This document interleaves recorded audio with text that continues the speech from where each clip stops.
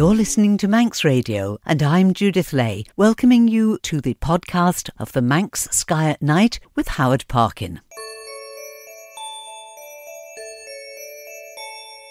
Twinkle, twinkle, little star, how I wonder what you are. We choose to go to the moon. We choose to go to the moon in this decade and do the other things. Not because they are easy, but because they are hard. And that familiar music tells us that it is time to welcome into the studio Howard Parkin for this month's edition of the Manx Sky at Night. Faster my Howard. And faster my to you, Judith. Now, the lengthening of the dark skies is something that you really look forward to, don't you, Howard? It is indeed. It's a great time of the year for astronomy. We often say the astronomical year runs from September right through to about May time, because when we get to June, July, August, there's just no dark skies. But of course, you've all noticed that the sun is going down that much earlier each night now, and so as a consequence, we're getting longer and longer nights. And it doesn't seem like a few weeks ago that it was daylight at 11 o'clock at night. Well, now it's pitch black at 11 o'clock at night, so we get to see the sky and the stars. And of course, the autumn stars are quite special to us because they herald the onset of the winter stars, which we'll talk about obviously in a few months' time. And so this time, which you say isn't the best for stargazing, that's called astronomical twilight, in actual fact, it ended at the beginning of August, didn't it? It did indeed. The 3rd of August it ended. It starts at the end of May till the 3rd of August. And this is where the sun doesn't get far enough below the horizon for it to go really dark. It's defined as below 15 degrees. And of course, it just doesn't get dark. And strangely, I was up in Iceland, as you know, talking last month. And it was so strange to be going to bed at 11 o'clock at night, even late going to bed, but it's still broad daylight outside. I couldn't live like that. I like my nights. I think, yes, the summer's too light sometimes, but it's only for about a few weeks for us. But I like the darker night, not just for astronomy, but I don't want to go to bed in daylight. That's one thing that's totally alien to me. Well, you just have to stay up that bit longer. Absolutely. Right, so looking forward to September. It's a few weeks for us to wait, but we've got an equinox. Yes, of course. We've got the autumnal equinox, which takes place on the 23rd of September this year. And that's when, of course, day and night are, I would say, the same length. They're not exactly right on the 23rd because of all sorts of mathematical issues, but technically speaking, the sun rises and sets. You get exactly 12 hours of day, 12 hours of night, which is why we call it the equinox, equal day, equal night. So what else is going to be a high point for you for September? Well, weather permitting. Weather permitting, of course, because we've not had a particularly good period this summer. The weather's not been particularly good. July was terrible, wasn't it? We did get to see some Perseids, and it wasn't particularly brilliant at the weekend of the 12th of August, but we did see some Perseids, and some people advised me they'd seen some, so thank you for that. But the weather could have been better. But this is the time of the year when we have the watery sky. The sky is full of watery constellations. We've got Delphinus the dolphin, we've got the southern fish, we've got the fish themselves, we've got Capricorn the sea goat. And you know, we talk about the mythology and everything else as why they name these stars. They don't look anything like a bear or a lion or a ram. But this is the time of the year of the floods in the Mediterranean. This is the time of the year when we get the floods and the typhoon season and all that sort of stuff. And so the ancient observers knew what they were doing. They thought, right, the heralding of the floods, if you like, the stars pre-tell us that there's going to be the watery time of the year. Aquarius, of course, there's lots of people born on the side of Aquarius, and Pisces the fish, and Capricorn. They're all three watery zodiacal constellations. So this is the time of the year when we see the watery sky. Yeah. Just going back to something that you mentioned there, the last time you were with us in July, you were talking about the Perseid meteor showers and how it could be exceptional in the right conditions. I was really interested to hear that they actually mentioned on national news on that particular day that to look out for the Perseid meteor shower if you had the right weather conditions. I thought that was quite significant, perhaps an indication of general interest in what's going on in the skies, that they would mention a meteor shower. Oh, I think so. I mean, probably the Perseids and maybe the Geminis in December are the only two that are of note, to be honest, that are worth mentioning. But those two certainly are worth talking about. But we do see this interest, people's interest in their environment has grown dramatically. And I see that when I do my lectures. I get far more people and far more interest.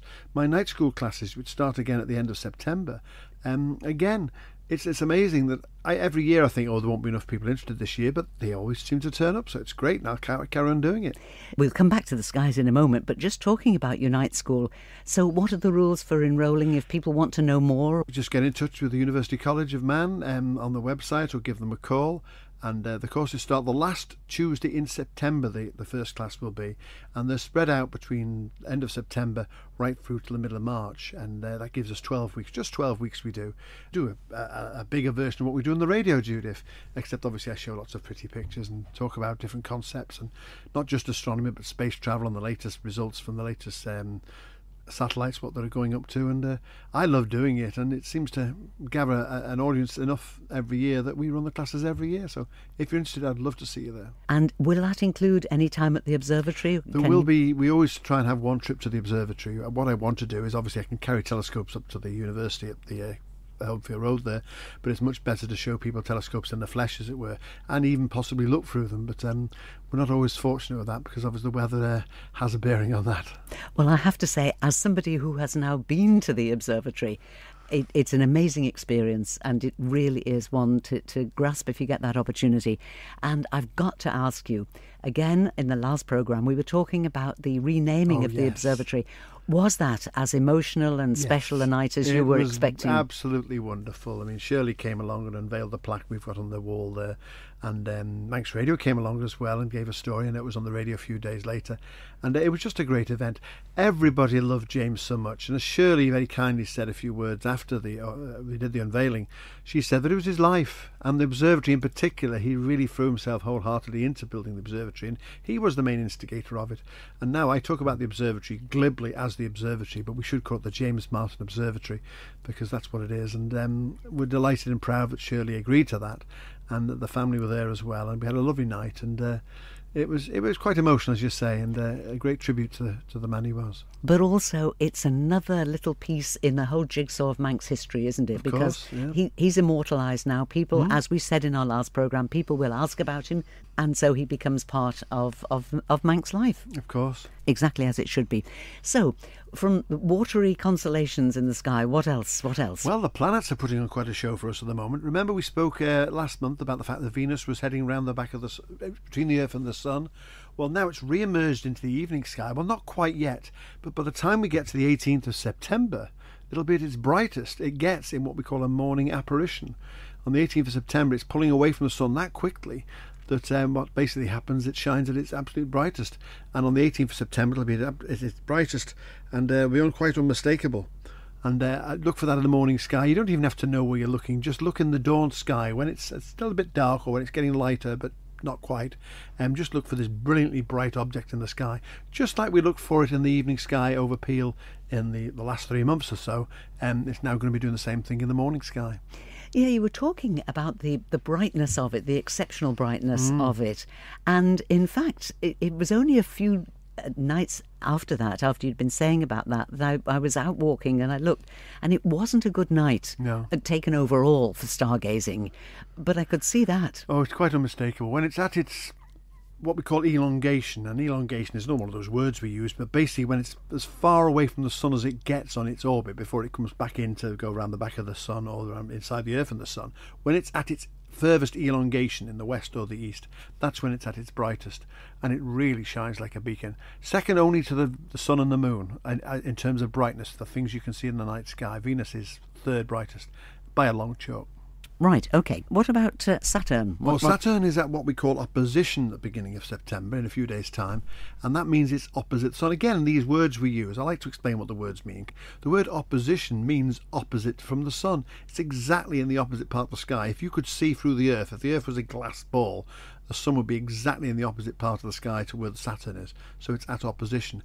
That means it's visible from at midnight due south. That's also, it means it's at midnight due south, and it's visible all night. It's quite faint. It's not a patch on Venus or indeed Jupiter, we'll mention in a minute, but it's still worth looking for.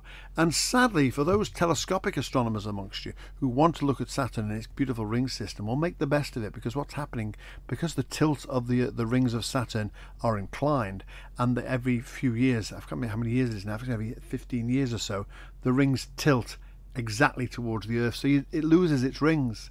only for a matter of months, but then you see the rings get thinner and thinner and thinner and thinner as it tilts, and then you lose them, and then the tilt goes the other way. So not at its telescopic best, but still worth looking for. And one of the challenges for astronomers is to try and see the rings as long as you can. And no doubt all the astronomical magazines and the TV programs will be saying this picture was taken, 4 weeks before edge-on elevation and all the rest. So, but it's just fascinating. But I love showing Saturn through a telescope. If it's a clear night and Saturn's in the sky and you show someone Saturn, that's it. They're just hooked. It's what we call the wow factor. And the wow factor is when you see Saturn through a telescope for the first time. But also interesting to know that it is possible to see it without the rings, even though it's only for a short period of time. Because to the untrained eye, you could think, well, it can't be Saturn. Saturn always has rings visible. Always has rings visible. Because traditionally it's how it's depicted. Right. And this is what poor Galileo did in 1610 when he first used the telescope on the sky for the first time. He looked at Saturn and he couldn't understand what he was seeing. And unfortunately for him, there was an edge-on elevation just at that time or just after. And he never really got a full explanation of what the rings were. He couldn't work out what it was. Saturn is named after the god Kronos, who evidently ate his own child or something stupid. There's some horrible mythology about Saturn. And of course, one of the legends is that the rings were eaten by the planet. And that's, again, you see where the mythology comes from. We touch some stuff, don't we? We certainly do. Talking of legends and myths in a different kind of way, last month we were discussing blue moons and whether it is right to say once in a blue moon as an indication of something that hardly ever happens. And seemingly it's not really true. It happens every year. There's a blue moon every year. And of course this Tuesday I think it's this Tuesday, we don't just have a blue moon, we have a super moon, a full moon and a red moon. Now, hang on a minute. I thought we weren't allowed to say supermoon. We're not allowed to say supermoon, but everyone else does. No doubt it'll be on the news in the next few days. Wednesday, actually, the 31st, isn't it? And I bet that'll be on the news as well. Look in the sky, you might see the supermoon. So we've accepted defeat. But of course, it's super, which means it's nearer to the Earth than normal, which means it's slightly bigger. It's blue because it's the second one in the month. It's full because it is the full moon, because that's the phase. There's no name given to the second moon of August this year. There's 13 names for moons, but there's not one for a second moon in the month. And it's also a red moon because the inclination of the orbit of the moon to the Earth is quite shallow, which means the moon will rise just like the sun rises and is red at sunrise and sunset. The moon will rise and will be red, and it won't really get away from being at least having a tinge of red because it's not going to get very high in the sky because it's so low on the horizon. So it's red, blue, full, super and not sturgeon. Well, while we digest all that, let's have Cat Stevens' Moonshadow. I'm being followed by a moon shadow, moon shadow, moon shadow, leaping and hopping on a moon shadow, moon shadow, moon shadow. And if I ever lose my hands, lose my plow, lose my land, oh, if I ever lose my hands, oh, I won't have to work no more. And if I ever lose my eyes, if my colors all run dry, yes, if I ever lose my eyes, oh,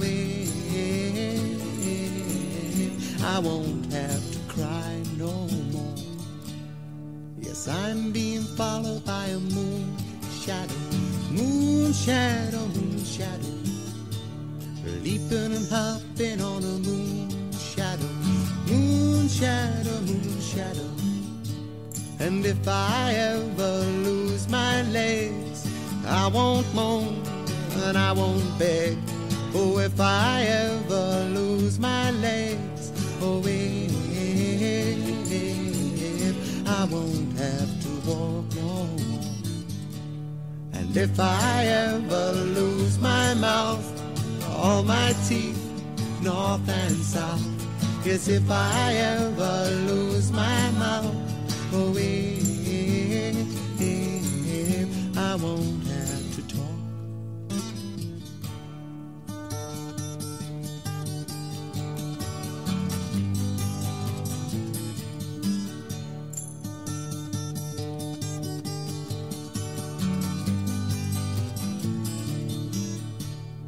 Did it take long to find me?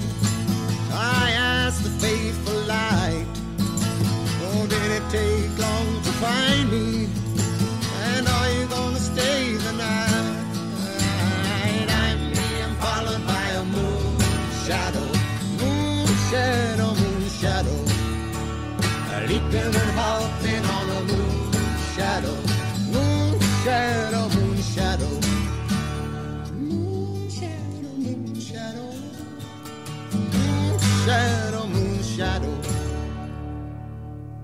our music break from Cat Stevens, and appropriately, it's Moonshadow. You're listening to this month's edition of the Manx Sky at Night. Joining me in the studio, as always, is our resident astronomer, Howard Parkin.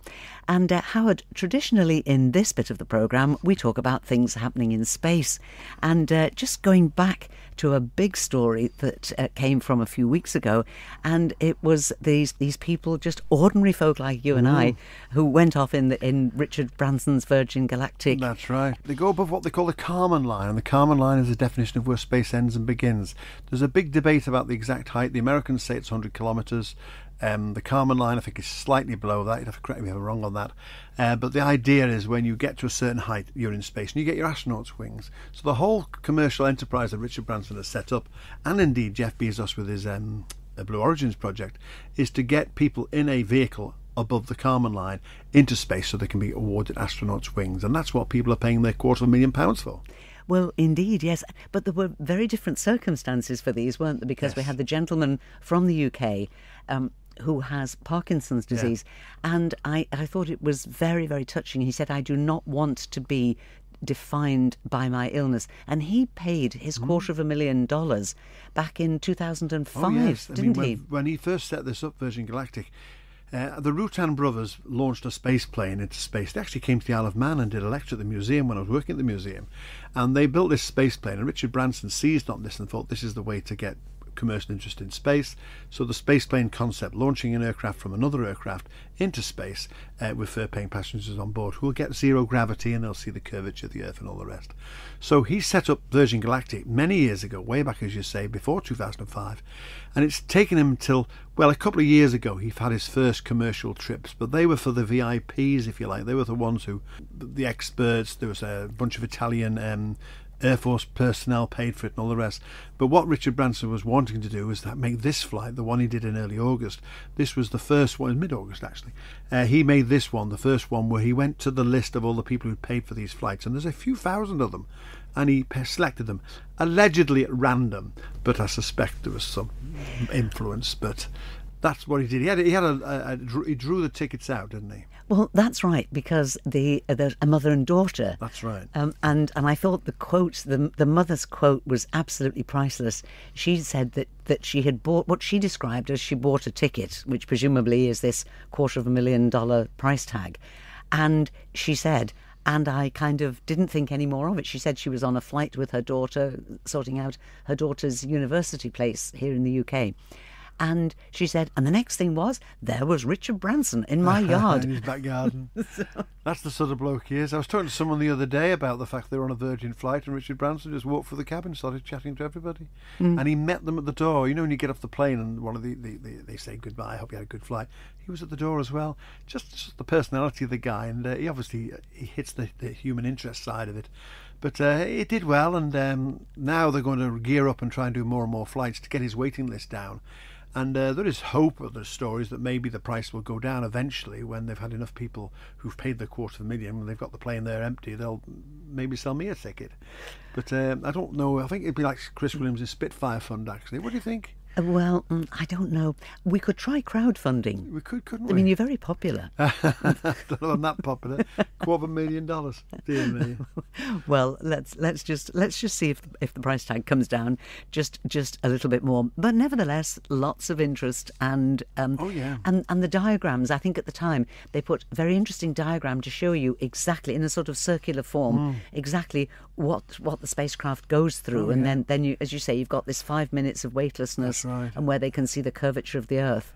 So you do get a real understanding of I believe when the thing launches, and they launch on the bottom of the carrier aircraft, Unity it's called, and then they go up to a certain height, quite high up, about 30,000 feet or something like that.